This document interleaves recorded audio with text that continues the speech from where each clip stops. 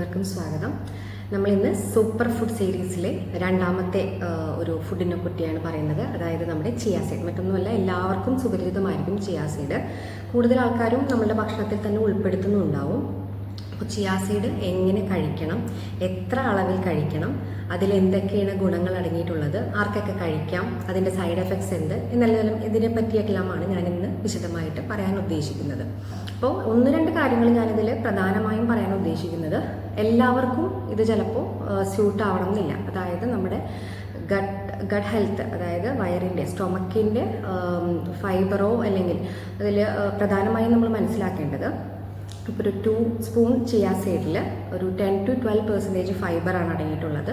അതുകൂടാതെ 100 calorie energy അത്രയുമാണ് അതിലടങ്ങിയിരിക്കുന്നത്. Protein, അതുപോലെ നമ്മളുടെ എസെൻഷ്യൽ ആയിട്ടുള്ള കാൽഷ്യം, മാഗ്നീഷ്യം, വൈറ്റമിൻസ് ആയിട്ടുള്ള വൈറ്റമിൻ ബി ആയിട്ടുള്ള തൈമിൻ, നയാസിൻ, അങ്ങനെ എല്ലാം, ഒമേഗ 3 ഫാറ്റി ആസിഡ്സ്, ഇതെല്ലാം റിച്ച് ആയിട്ടുള്ളൊരു ഫുഡ് തന്നെയാണ് നമ്മുടെ ചിയാ സീഡ് എന്ന് പറയുന്നത്. എന്നാൽ ചിലർക്ക് ഇത് ഡൈജസ്റ്റ് ചെയ്യാനുള്ള ചില സമയങ്ങളിൽ ഈ ഒരു ഗട്ട് ഹെൽത്തിൻ്റെ ഇഷ്യൂ ഉള്ളവർക്ക് ഈ ഫൈബർ കണ്ടന്റ് ഉള്ളതുകൊണ്ട് ഇതിനെ ഡൈജസ്റ്റ് ചെയ്യാൻ ബുദ്ധിമുട്ടുണ്ടെങ്കിൽ ചിലപ്പോൾ അഡ്വേഴ്സ് റിയാക്ഷൻസ് ഉണ്ടാകാം. അപ്പോൾ നമ്മളിത് ഡെയിലി നമ്മളുടെ ഫുഡിൽ ഉൾപ്പെടുത്തി നോക്കിയിട്ട് 1 വീക്ക് നിങ്ങളത് ഉൾപ്പെടുത്തി നോക്കാം. വീണ്ടും നിങ്ങൾക്ക് ഗ്യാസ്ട്രിക് ഇറിറ്റേഷൻ വരുന്നുണ്ട്, അഥവാ നിങ്ങൾക്ക് കോൺസ്റ്റിപ്പേഷൻ ഫീൽ ചെയ്യുന്നുണ്ട്, ബെൽച്ചിങ് അല്ലെങ്കിൽ ഗ്യാസ് ട്രബിൾ ഫീൽ ചെയ്യുന്നുണ്ടെങ്കിൽ നിങ്ങളത് സ്റ്റോപ്പ് ചെയ്യാം.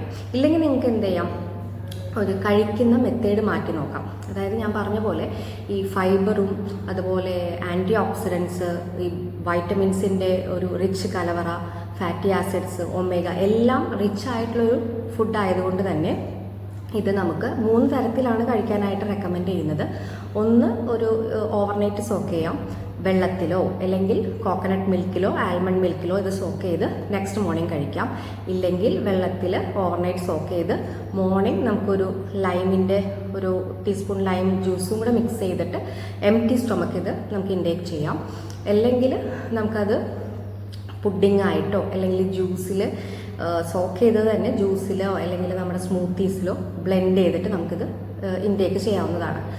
ഒരിക്കലും നമ്മൾ ചെയ്യാൻ പാടില്ലാത്തത് ഡയറക്റ്റ്, ഇപ്പം നല്ലൊരു സാധനമാണ്, നല്ല പോഷണം കിട്ടണം എന്ന് പറഞ്ഞാൽ നമ്മൾ ഒരിക്കലും ഡയറക്റ്റ് ഇത് സീഡായിട്ട് തന്നെ കൺസ്യൂം ചെയ്യരുത്. ചില കേസുകളിൽ സീഡായിട്ട് തന്നെ കൺസ്യൂം ചെയ്യുമ്പോൾ ഇത് ഫൈബർ ആയതുകൊണ്ട് അവിടെ കെട്ടിക്കിടന്നിട്ട് ബാക്കിയുള്ള നമ്മുടെ ഗട്ടിൻ്റെ വാട്ടർ കണ്ടന്റ് കൂടി വലിച്ചെടുത്ത് കോൺസ്റ്റിപ്പേഷനിലോട്ടും മറ്റു ബുദ്ധിമുട്ടുകളിലോട്ടും പോകാൻ ചാൻസ് ഉണ്ട്.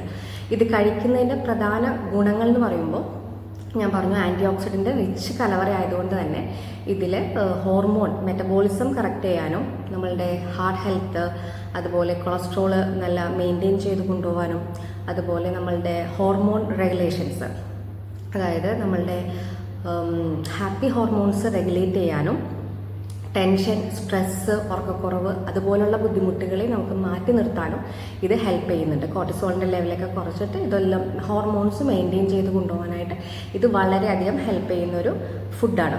അപ്പോൾ ഇതിൽ പ്രത്യേകം ശ്രദ്ധിക്കേണ്ടത് 2 സ്പൂൺ, അതായത് 1 to 2 സ്പൂണാണ് നമ്മൾ ഡെയിലി ഡോസ് പറയുന്നത്. അതിൽ കൂടുതൽ കഴിക്കുന്നത് മാക്സിമം സോക്ക് ചെയ്ത് കഴിക്കാം. ഇല്ലെങ്കിൽ നിങ്ങൾക്ക് ഡ്രൈ റോസ്റ്റ് ചെയ്തിട്ട് മറ്റ് ധാന്യപ്പൊടികളുടെ ഒപ്പം മിക്സ് ചെയ്ത് കഴിക്കാം. ഇല്ലെങ്കിൽ ഇതുപോലെ പുഡിങ്ങോ അല്ലെങ്കിൽ നമ്മൾ ജ്യൂസിലോ മിക്സ് ചെയ്ത് കുടിക്കാം. ഞാൻ പറഞ്ഞ പോലെ early morning empty stomach overnight soak ചെയ്ത ചിയാ സീഡ് ലൈം ജ്യൂസുമായിട്ട് മിക്സ് ചെയ്ത് കുടിക്കാം. അഥവാ നിങ്ങൾക്ക് എന്തെങ്കിലും ഇറിറ്റേഷൻ തോന്നുകയാണെങ്കിൽ നമുക്കത് സ്റ്റോപ്പ് ചെയ്യാവുന്നതാണ്. ചിലർക്ക് ചിലപ്പോൾ ചില ഫുഡ് സബ്സ്റ്റൻസസിനോട് ഗട്ട് ഹാബിറ്റ് ഉണ്ടാവില്ല. അപ്പോൾ അത് നിങ്ങൾക്ക് പറ്റുന്നതല്ല എന്ന് മനസ്സിലാക്കി നമുക്ക് സ്റ്റോപ്പ് ചെയ്യാം, മറ്റു ഓപ്ഷൻസിലോട്ട് പോകാം.